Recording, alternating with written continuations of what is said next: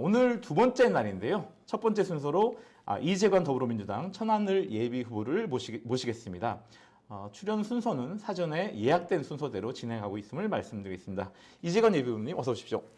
안녕하세요. 네, 반갑습니다. 예. 제가 먼저 이제 이재관 예비후보가 어떤 삶을 살아오셨는지 좀 짧게나마 설명을 좀 드리겠습니다. 1965년 천안 출생이시고요. 천안 네. 완전히 토박이신 거죠? 그렇습니다. 네, 그렇습니다. 천안 중앙고와 성균관대 행정학 학사를 졸업하셨고 서울대 행정대학원 행정학 석사를 취득하셨습니다. 그다음에 가천대 대학원 행정학 박사학위를 취득을 하셨고요. 행정고시 32회에 합격해서 홍성군 부군수 그리고 노무현 정부 청와대 행정관을 지내셨고 충남도 경제통상실장 그리고 세종특별자치시 준비단장, 출범준비단장을 네. 지내셨습니다. 그리고 세종시 행정부시장, 대전광역시 행정부시장 이렇게 지내셨고요.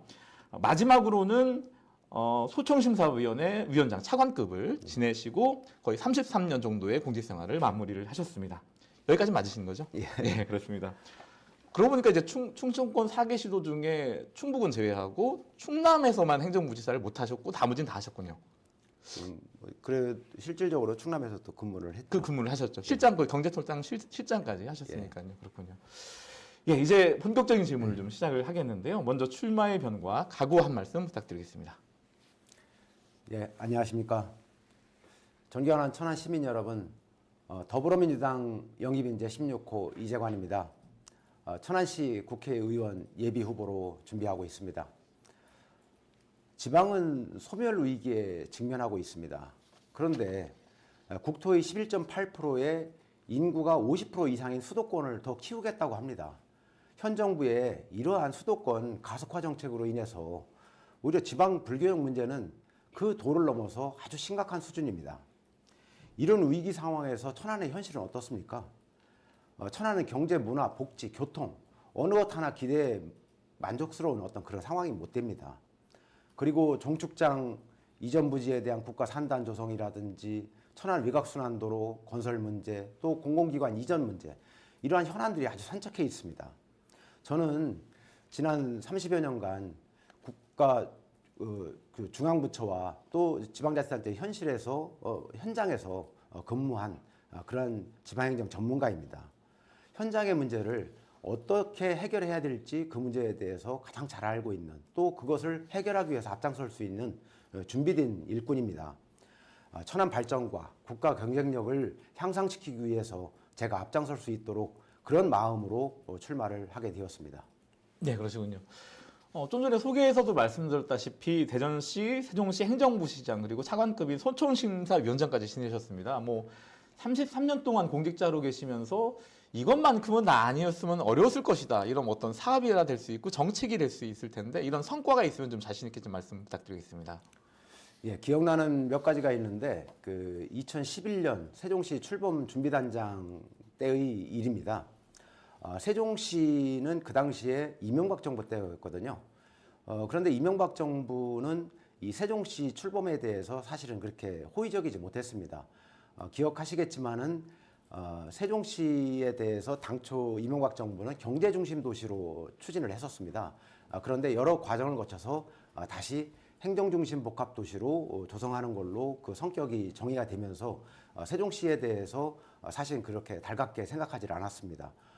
그런 그 악조건 속에서 세종시 출범 업무를 담당을 했는데 핵심은 연기군을 특별광역시인 세종시로 출범을 시키는 거였습니다.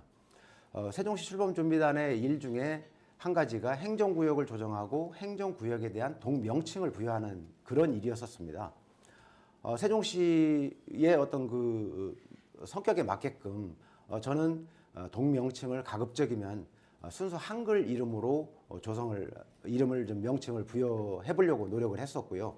그 과정에서 주민들을 설득을 했었고 또 국어학자들과의 어떤 그런 상의를 통해서 적정한 한글 이름을 도출하는 어떤 그런 노력을 했었습니다.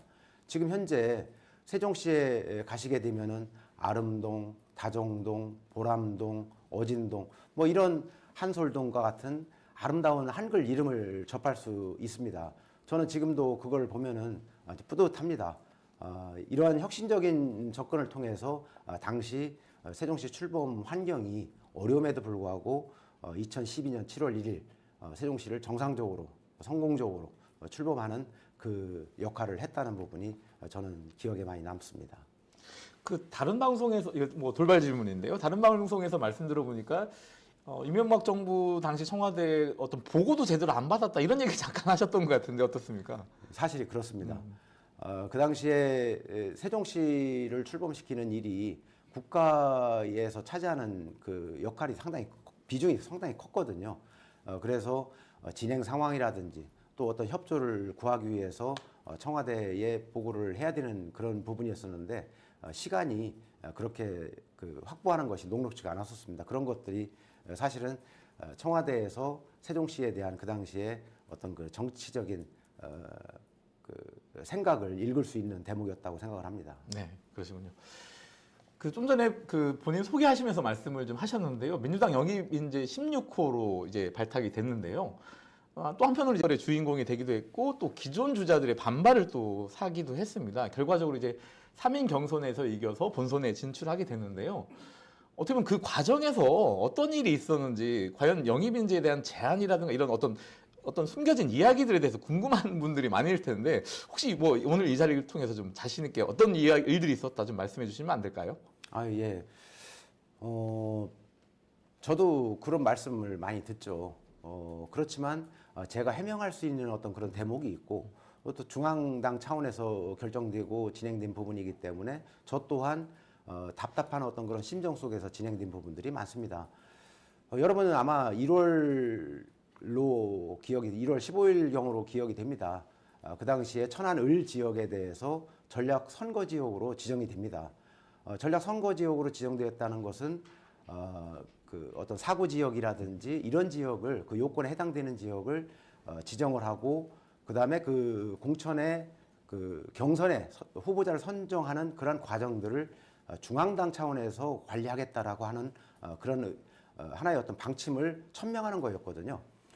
그런 과정에서 저는 그 인재위원회에서 영입 인재로 저는 발탁이 된 겁니다.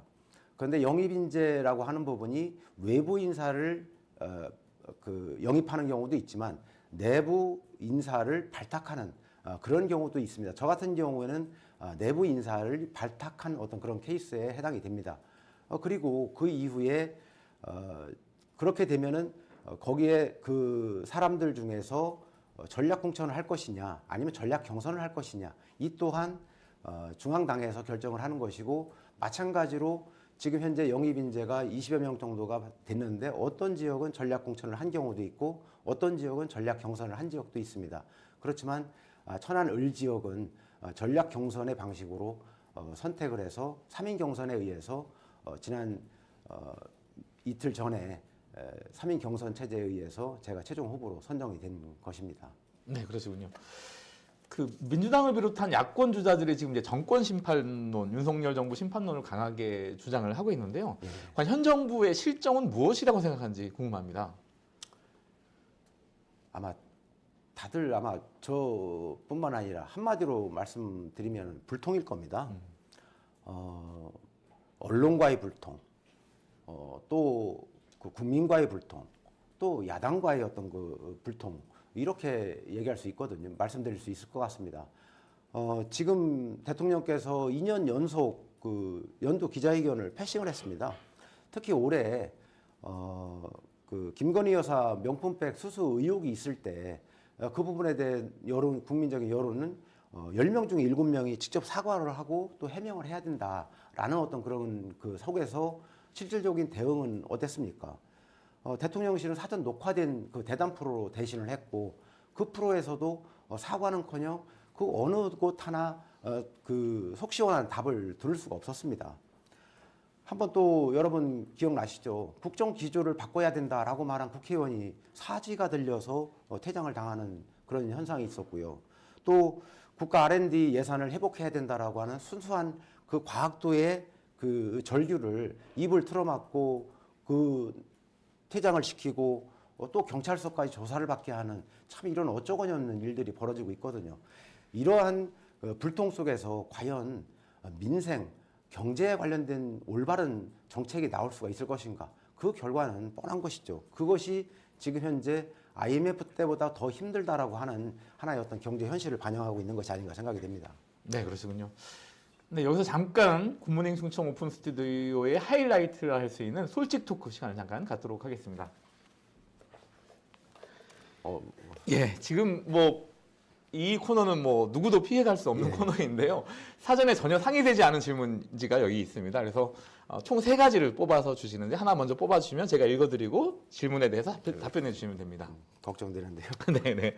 다들 손을 떠는 경우도 있었습니다. 아, 뭐 지금 방금 말씀하신 건데 윤석열 대통령의 국정 운영 점수는 100점 만점 중에 몇 점이다?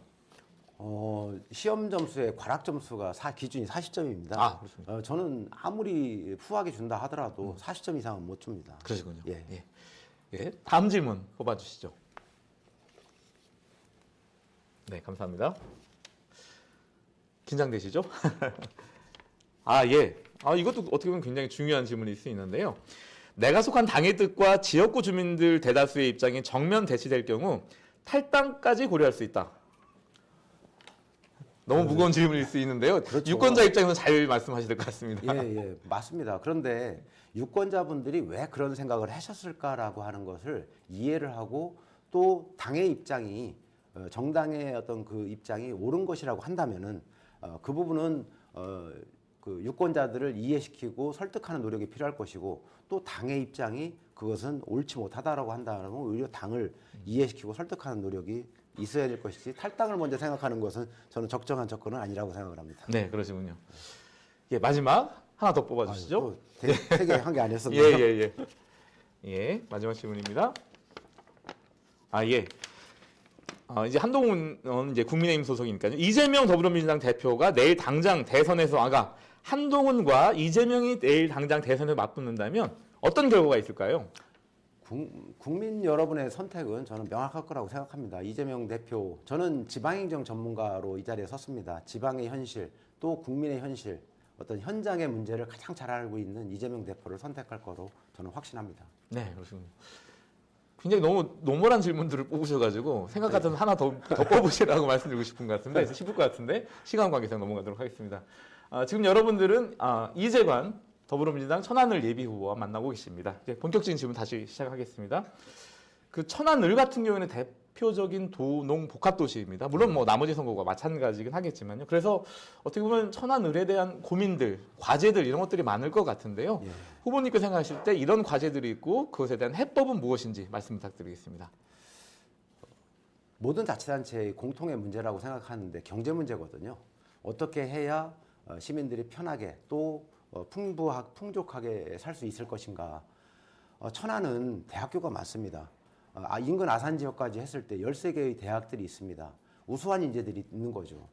그런데 실질적으로 이 학생들이 과연 이 우수한 인재들이 이 지역에 얼마만큼 정착을 해서 지역 경제 발전을 위해서 기여를 하고 있는 것인가. 그것은 그만한 어떤 정주 여건이 조성됐을 때 가능한 부분이라고 생각을 합니다. 그리고 통계에 의하면은 지역 내의 어떤 소득이 여기 유출, 즉 수도권으로 유출되는 경우가 전국에서 가장 심한 지역이 바로 충청도 또 천안 지역이거든요. 그것은 정주 여건을 조성을 해서 그 경제인들이 이 지역에 살 수 있는 터전을 만드는 것이 가장 중요합니다. 현재 그 15개의 어떤 그 산업단지와 어떤 기술 혁신 단지 특구들이 있는데 이 지역들이 제대로 완공이 됐을 때, 준공이 됐을 때, 가동이 될 때 10만 명 이상의 어떤 일자리가 형성이 됩니다. 그렇게 일자리를 만드는 것도 중요하지만 그 일자리에 근무하시는 가족분들 또 그분들이 이 정주할 수 있는 환경을 만드는 것이 무엇보다 중요하다고 생각되고요. 지금 현재 직산에 LH 공공임대주택 5,200세대가 건설 중인 걸로 알고 있습니다. 턱없이 부족합니다. 어떤 청년, 신혼부부, 어떤 그 다가구 주택들이 정주할 수 있는 그런 근무 환경을 정주 환경을 만드는 것이 무엇보다 중요한 것인데 그런 것들을 만들기 위해서는 단순하게 하나의 어떤 인프라만은 어렵습니다. 모든 행정의 어떤 영역에서 접근을 해야 되는데 저는 그래서 천안을 특례시로 지정을 해야 된다라고 하는 그런 말씀을 드리는 것입니다. 아니 좀 특례시 말씀하셨는데 짧게 좀 특례시가 예. 되면 뭐 천안이 어떻게 달라지는 건가요? 특례시 지정 자체가 어떤 변화를 갖고 있는 것은 아니고요. 특례시를 지정됐을 때 중앙부처가 갖고 있는 권한의 상당 부분을 천안시에서 행사를 할 수가 있는 것입니다. 즉 그렇기 때문에 지역의 현실에 맞는 정책들을 발굴하고 추진할 수가 있는 것이죠. 뭐 인허가권, 개발권 이런 거 그렇습니다. 말씀하시는 거죠? 그렇습니다. 예. 어떤 개발 허가의 네, 어떤 예, 그 예. 범주들이 훨씬 더 폭넓게 허용이 되는 거기 때문에 그래서 특례시가 지금 현재 100만 기준인데 그걸 50만 기준으로 완화할 필요가 있다. 이것이 지방자치의 완성의 한 단계라고 보고 있는 겁니다. 네, 그러시군요. 어쨌든 선거라는 것이 이제 혼자 뛰는 게 아니잖아요. 상대 주자가 있는 게임인데 지금 국민의힘에서는 그 정황근, 이정만 정황근 예비후보 간에 지금 경선이 지금 앞두고 있는데요. 아직 후보가 정해지지 않았습니다. 어쨌든 두 후보 중에 두 후보는 내가 좀 낫지 않냐, 아니면 두 후보는 어떻게 평가하시는지 말씀 좀 부탁드리겠습니다. 두 분 다 그 지역 우리 천안 지역의 발전을 위해서 뜻을 가지고 또 그렇게 활동하시는 분들입니다. 훌륭한 분들입니다. 그렇지만은 우리 국회의원이라고 하는 어떤 시각에서 봤을 때는 제가 이정만 후보에 대해서는 지금 현재 천안과의 어떤 그 인연이라고 하면은 지청장을 하셨던 그 경험이거든요. 그 부분은 시민들의 또 어떤 현장의 문제를 제대로 파악하는 데는 저는 상당히 좀 한계가 있지 않겠나라는 생각을 하고요. 또 정황근 전 그 장관 예비 후보 정황근 예비 후보의 경우에도 농림부 장관으로서 농림 업무에 대한 전문성은 높이 평가를 해야 되고 또 배워야 될 부분도 많이 있을 거라고 생각이 됩니다. 그렇지만 천안이라고 하는 이 지역을 가지고 또 천안 을 지역을 봤을 때 경제라고 하는 그 아주 중요한 부분이 있거든요. 농업의 문제만으로 해결하기에는 다소 이런 문제들을 균형 감각을 가지고 접근하기에는 좀 또 부족한 부분이 있지 않나 나름 그렇게 생각을 하고 있습니다. 네, 그러시군요. 어쨌든 국회 입성을 하시게 되면 뭐 의정 활동을 통해서 성과를 내셔야 될 것 같은데요. 뭐 상임위 선택이라든가 어떤 의정 활동을 좀 중점적으로 하실지 궁금합니다. 저는 당에서도 지역 인재로 그 영입 인재로 발탁된 것이 지방행정 전문가라고 하는 특성이거든요. 아까 소개해 주셨지만은 뭐 홍성군, 천안시 이렇게 자치단체와 충청남도, 대전시, 세종시 또 행정안전부, 소청심사위원장 두루 어떤 현장과 정책부서를 두루 경험을 했습니다. 그렇기 때문에 지방행정의 어떤 현실 또 어떤 과제 이런 부분에 대해서는 누구보다도 잘 알고 있다고 자신을 합니다. 국가 균형 발전 문제, 지방자치의 어떤 완성 문제 이런 부분들을 해결하기 위해서는 저는 행정안전위원회에서 근무를 하고 싶고 그 위원회에서 지금 말씀드리고 있는 이런 문제들을 저는 해결하고 싶습니다. 또 우리 천안의 문제, 특례시 지정 문제, 또 지금 주민세를 어떤 주민자치세로 전환하는 어떤 이런 문제들도 바로 그 상임위 행안위에서 담당을 하고 있기 때문에 그 행안위를 저는 에서 근무를 하고 싶은 솔직한 심정입니다. 예, 그렇군요. 뭐 중앙부처, 중앙정부, 지방정부 모두 두루 경험을 하셨기 때문에 더 잘 아실 것 같은데 어떻게 보면 그런 생각이 좀 있지 않았을까 싶어요. 우리 충청의 정치력이 좀 더 커졌으면 좋겠다라는 그런 나름대로 뭐 갈증 같은 게 있지 않았을까 싶은데요. 우리 충청의 정치력을 키우기 위한 방안, 뭐 본인께서 역할 이런 부분들은 어떻게 각오를 갖고 계신지 궁금합니다. 저는 그 간혹금 그런 생각을 했습니다. 영남권 또 호남권 그 지역 국회의원들이 또 그 지역의 어떤 그 정치 세력이 하나의 힘을 모아서 정파를 떠나서 그 지역의 발전을 위해서 뭉쳤을 때는 대단한 어떤 그런 성과들을 그 창출하는 그러면서 충청권에서 그런 부분들에 대해서 조금 아쉽게 생각하는 경우도 좀 있었습니다. 여러분 잘 아시겠지만은 행정구역이 있습니다. 그런데 행정구역과 실제 생활권과는 이 엇박자가 나는 경우가 많이 있거든요. 우리 천안만 하더라도 아산과 탕정 지역이라든지 하는 또 천안 지역이라든지 하는 걸 보면은 거주하는 것과 또 가서 경제 활동을 하는 지역과는 불일치하는 경우가 많습니다. 이것은 충청권이라고 하는 어떤 그런 범주를 보면은 인근 자치단체 간이 같이 연대 협력해서 해결할 수 있는 방법, 그게 바로 메가시티. 그 부울경 지역에서는 상당 부분 진행을 하다, 물론 결과까지는 안 왔습니다만은 우리 충청권도 그런 문제를 해결하기 위해서 지금 4개 시도가 협력을 해서 현재 충청지방정부협회라고 하는 그 단계에 지금 현재 와 있거든요. 이런 부분들이 반드시 꼭 성사가 돼서 광역적인 어떤 그런 협력 사업들이 이 자치단체 또 정치권들이 하나로 뭉쳐서 해결할 수 있는 그 구심체를 마련하는 것이 저는 무엇보다 중요하고, 저는 그 일을 꼭 한번 실현시켜 보고 싶습니다. 뭐 모두 말씀드렸다시피 대전시, 세종시, 충남도를 두루 경험했기 때문에 어떤 충청권 메가시티 그런 방향의 과정 속에서 나름의 역할이 있지 않겠나 이런 생각도 좀 들게 됩니다. 어느새 마지막 질문을 드리게 됐습니다. 이제 끝으로 천안 시민과 유권자 여러분께 한 말씀 부탁드리겠습니다. 존경하는 천안 시민 여러분, 저는 천안에서 태어나서 천안에서 자라고 또 지금 천안에서 여러분들과 정치 활동을 하겠다고 이렇게 나섰습니다. 저는 단순하게 어떤 의욕만을 말씀드리는 것이 아닙니다. 지방의 현장에서 또 정책의 그 중심에서 30여 년간 근무를 해왔습니다. 준비된 행정가입니다. 저 같은 그런 경험과 축적된 노하우를 가지고 그 국회도 전문성 있는 국회의원이 있어야 됩니다. 제가 바로 이 천안 발전을 위해서 또 국가의 어떤 경쟁력을 향상시키기 위한 그 선봉장에서 일할 수 있도록 시민 여러분들의 선택을 부탁드리겠습니다. 네. 굿모닝 충청 독자 여러분, 그리고 천안 시민을 비롯한 충청인 여러분, 지금까지 준비된 행정가 이재관 더불어민주당 천안을 예비 후보를 모시고 오픈 스튜디오를 진행해 봤습니다. 지역에 대한 구체적인 비전을 제시해 주셨는데요. 우리 천안 지역 유권자 여러분께서도 나름의 판단 기준을 갖게 되지 않았을까 이렇게 생각이 됩니다. 굿모닝 충청 오픈 스튜디오 천안 사단편은 잠시 뒤 10시 정황근 예비후보 편에서 다시 만나 뵙겠습니다. 감사합니다.